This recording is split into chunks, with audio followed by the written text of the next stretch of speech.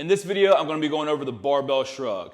How to do it, different grips to use, whether you should use lifting straps, common mistakes, pretty much anything that you've wanted to know about barbell shrug, I'm going to cover in this video.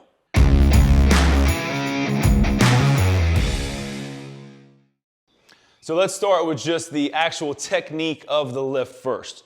And from a technical standpoint, barbell shrugs is one of the simplest exercises to do in the weight room. You're going to start off with your feet about shoulder width apart. You're going to put a slight bend in your knee. Your grip is going to be about shoulder width apart. Now we'll talk more about grip here in just a minute, but for right now, let's just talk about having a shoulder width grip. Core is going to be nice and tight, nice and braced. We're going to be moving generally a lot of weight with shrugs, so it's really important to keep that core super tight.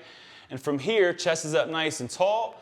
And I'm just going to stand up off of the rack, and I'm going to stay right here in place. I'm not going to step back or move around anywhere. And I'm going to shrug straight up and straight down. I'm not going to try to roll my shoulders forward or roll my shoulders back. I'm coming straight up and straight down, trying to take my shoulders directly to my ears.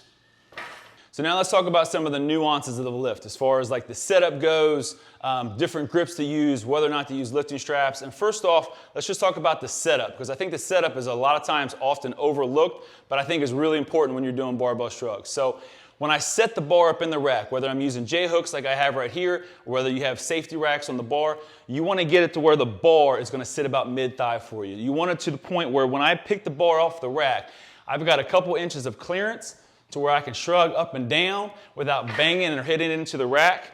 But I don't want it so low to where I end up having to do basically a rack pull to get it up to the setup position. Because like I said, you're going to be using a lot of weight generally when you're doing shrugs. And if I've got to do a rack pull every time that I set up for my set of shrugs, it's really going to start to become a pain in the rear as you get really heavy. And vice versa, I definitely don't want to make sure that I have the bar too low, because then I'm not going to actually be able to pull it up out of the rack and get myself set up. So I'm going to have to drag it out of the rack, waddle back, do my set, bring it back, and then it becomes almost dangerous. Now, if you do find yourself in that position to where maybe you're lifting with a lifting partner who's a little bit taller than you are, and you realize too late once the bar is loaded up, the bar is too high for you to use, take you a lifting plate, an iron plate that's flat on one side, throw that on the ground, and you can basically use that plate as kind of a platform to elevate yourself a little bit, so that way you can do your shrugs without having to pull all the weight off and readjust the bar and reset it back up. So now let's talk about grips. So there's basically two main grips that you're going to use when doing barbell shrugs. One is a pronated grip, which just means overhand grip, so both hands overhand. And then you can go with a regular pronated grip, or if you have an Olympic lifting background and you're familiar with a hook grip, you can use a hook grip with your pronated grip to do shrugs as well. I kind of do that just out of habit. At a certain point, the bar is going to get too heavy. It's going to be really difficult to maintain your grip on the bar, and you're going to start to lose your grip as you're trying to shrug. At that point, I would recommend switching to an alternated grip or a mixed grip, and that's basically having one hand underhand and one hand overhand. So with a mixed grip, all right, my left hand goes palm up, right hand stays palm down, and then I can shrug from that grip right there. And what that alternated grip will do is it basically helps counterbalance the direction the bar wants to roll out of your hand. So with one hand up and one hand down, this hand, the bar is going to have a natural tendency to want to roll this way. On this hand, the bar is going to have a natural tendency to roll this way. It kind of balances itself out, and it's going to help keep it in your hands. So that brings me to my last point regarding lifting straps.